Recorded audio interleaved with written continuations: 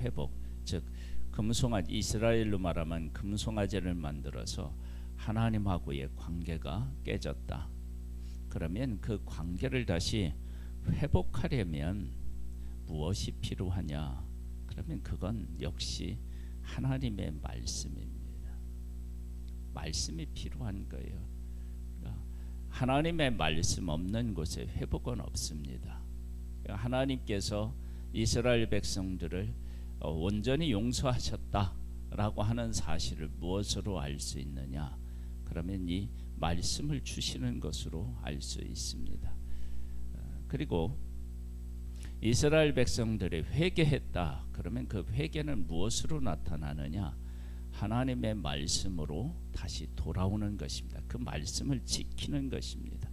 그리고 이스라엘의 소망이 또 어디에 있느냐? 그러면 그 말씀을 따라 살아가는 데 소망이 있는 것입니다. 그러니까 말씀이 깨지면 이 모든 것들이 다 어그러지는 것이고, 말씀이 회복되면 이 모든 것들이 다 회복되는 것입니다. 10절 말씀에 보면요, 여호와께서 이르시되 보라 내가 언약을 세우나니 곧 내가 아직 온 땅 아무 국민에게도 행하지 아니한 이적을 너희 전체 백성 앞에 행할 것이라. 네가 머무는 나라 백성이 다 여호와의 행하심을 보리니 내가 너를 위하여 행할 일이 두려운 것임이니라. 너는 내가 오늘 네게 명령하는 것을 삼가 지키라. 보라 내가 네 앞에서 아모리 사람과 가나안 사람과 헷 사람과 브리스 사람과 히히 사람과 여부수 사람을 쫓아내리니 너는 스스로 삼가 네가 들어가는 땅의 주민과 언약을 세우지 말라.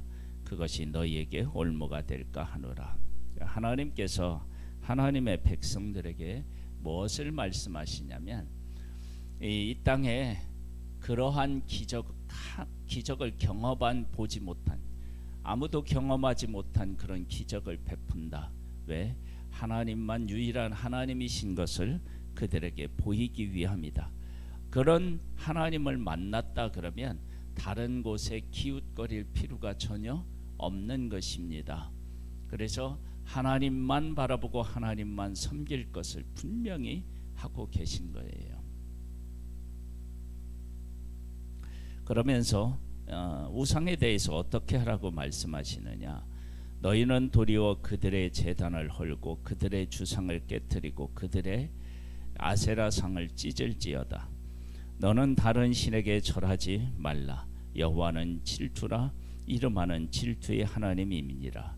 너는 삼가 그 땅의 주민과 언약을 세우지 말지니 이는 그들이 모든 신을 음란하게 섬기며 그들의 신들에게 제물을 드리고 너를 청하면 네가 그 제물을 먹을까 하며 또 네가 그들의 딸들을 네 아들들의 아내로 삼음으로 그들의 딸들이 그들의 신들을 음란하게 섬기며 네 아들들에게 그들의 신들을 음란하게 섬기게 할까 함이라.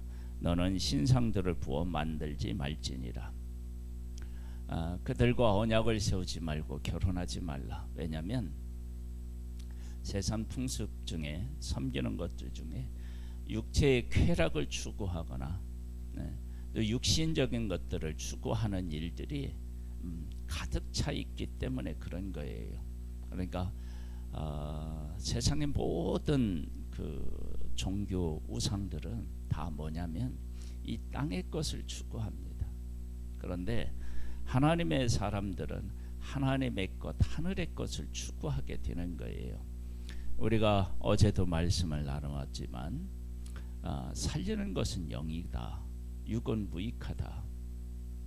내가 이르는 말이 육이 아니고 영이다. 그렇게 이제 하나님이, 예수님이 말씀하셨는데, 육은 무익하다라고 하는 말은 육은 쓸데없다 이런 의미가 아니고, 예수님이 오병이어의 기적을 베푸셨는데 오병이어의 기적이 보리떡 5개와 물고기 2마리로 5,000명 먹고도 12가지에 남았어요. 어마어마한 기적인데 그 보리떡 5개와 물고기 2마리로 사람들이 먹고 시간이 지나면 배고플 것이며 이게 딱 한 끼 식사예요.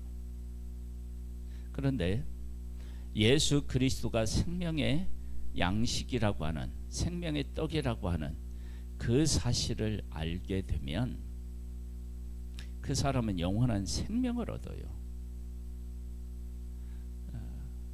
그러면 한 끼 안 먹어도 죽지 않는 그 한 끼, 배는 고플 수 있겠지만 한 끼, 그리고 영원한 생명을 얻는 거라고 생각해 보면 그 한 끼는 어떻게 해요? 아무것도 아니라고 이야기할 수 있는 거예요. 우리들이 정말로 이 땅에서 깨닫고 회복하고 만나야 하는 문제가 어디 있느냐? 그러면 이 말씀이에요. 이스라엘 백성들이 송아지를 만든 것, 그거 하나님을 속히 떠났지만 이미 하나님께서 그들에게 하신 말씀, 그들을 깨우치신 그런 하나님에게서 떠났다고요. 그러면 그것이 다시 회복되는 일에 있어서 하나님이 용서하셨다라고 하는 그런 의미가 어디에 있느냐? 다시 말씀을 주시는 데 있는 거예요. 그리고 그 말씀을 받았으면 그 말씀 안으로 돌아오면 그것이 회개이고 그것이 앞으로 이스라엘 백성들이 살아갈 방향인 것입니다. 우리들이 그 하나님 앞에서 떠났다. 즉 뭐냐면은 아담과 하와가 선악을 알게 하는 나무의 열매를 먹어서 하나님을 떠났다. 그러면 그 떠난 것들을 다시 회복해서 하나님의 형상을 다시 회복하는 일이 생겨야 된다. 그러면 그 일이 무엇으로 가능하냐면 하나님의 말씀으로 가능한 거예요.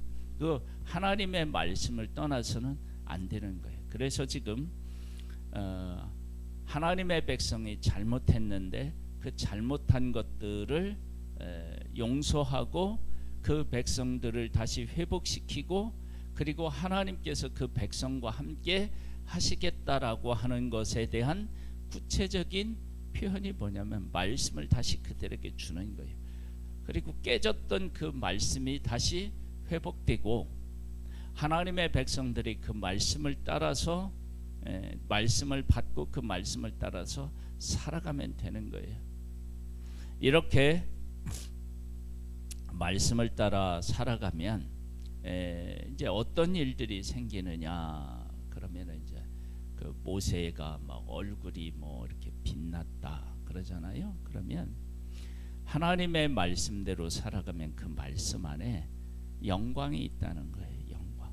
그 말씀대로 살아가면 하나님께서 그들에게 말씀 안에 그 내재되어 있는 말씀 안에 들어 있는 하나님의 영광을 우리가 경험하게 되고 그 영광 가운데 우리가 살아갈 수 있는 그런 삶을 살아갈 수 있는 거예요. 우리들이 하나님의 말씀을 떠나서는 우리 살 수 없습니다. 그래서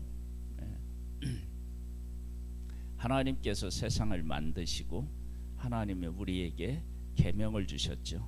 선악을 알게 하는 나무의 열매에 대한 계명. 그 말씀을 떠나니까 인간이 고통스러워졌습니다. 그 다음에 노아에게도 말씀을 주신 거예요. 방주를 지으라. 그래서 그 말씀하신 대로 지어서 그 물에 대한 물로 심판하신 것을 우리가 이기고 승리할 수 있었던 것입니다. 그러니까 누구에게나 하나님은 말씀을 주셔요. 그 말씀을 따라 살아가는 것이 우리가 사는 길입니다. 그거 외에는 다른 방법이 없습니다. 그래서 하나님께서 우리 가운데 오셔서 말씀하신다. 그러면 내 삶에 소망이 있는 거고요. 그리고 하나님의 말씀을 따라서 나의 죄를 깨닫는다. 그러면 그건 소망이 있는 거고요. 하나님의 말씀을 따라서 내 죄를 버린다. 그러면 그건 소망이 있는 거고요. 반대로 하나님의 말씀에 대한 어떠한 것도 나에게 없다. 그러면 내 삶에 문제가 생긴 것입니다. 하나님의 말씀이 들려오는데 그 하나님의 말씀이 나와 아무런 관계가 없는 것처럼 여겨진다. 그러면 그게 문제가 되는 거예요. 우리는 하나님의 말씀을 듣고 그 말씀대로 살아가고, 그리고 그 말씀이 앞으로 우리가 살아가야 될 소망으로 우리들에게 비춰지는 것, 이것이 바로 하나님 안에 거하는 사람들의 삶이어야 됩니다. 이러한 복된 삶이 우리들에게도 늘 함께해서 하나님과 동행하며 하나님이 주시는 그런 복들을 받아 누릴 수 있게 되기를 주님의 이름으로 축복합니다. 기도하겠습니다. 하나님 아버지, 우리들에게 은혜를 베풀어 주셔서 감사드립니다. 하나님의 말씀을 따라 살아가는 하나님의 사람 되기를 소망합니다. 우리에게 말씀해 주시고 말씀으로 회복되는 복된 자 되기를 소망합니다. 오늘 하루도 이번 일주일도 주님과 동행하는 복된 날 되기를 소망합니다. 아버지 하나님, 우리들에게 은혜를 베풀어 주시옵소서. 예수님의 이름으로 기도드립니다. 아멘. 하늘에 계신 우리 아버지여, 이름이 거룩히 여김을 받으시오며 나라에 임하옵시며 뜻이 하늘에서 이룬 것 같이 땅에서도 이루어지리이다. 오늘날 우리에게 일용할 양식을 주옵시고 우리가 우리에게 죄 지은 자를 사하여 준 것 같이 우리 죄를 사하여 주옵시고 우리를 시험에 들게 하지 마옵시고 다만 악에서 구하옵소서. 대개 나라와 권세와 영광이 아버지께 영원히 있사옵나이다. 아멘.